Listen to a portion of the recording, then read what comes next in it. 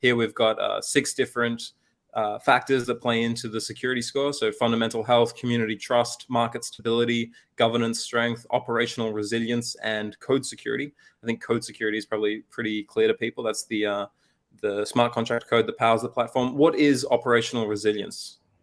Yeah, so operational resilience looks at like the non-technical factors of the project. So it'll look at, has this project had a past security incident in the last few months?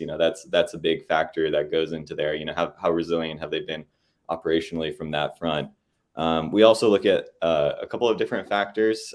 So trying to understand, from like a pure age perspective, how long has the project been in place, how, and I think by extension, whenever a project is a little bit older, it can have a little bit more resilience and a little bit more confidence in that factor.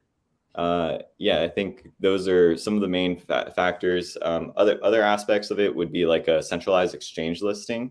So a lot of times, whenever a project is listed on a centralized exchange, it has to give a certain level of its known supply over to that centralized exchange, and that can be like a key consideration for security.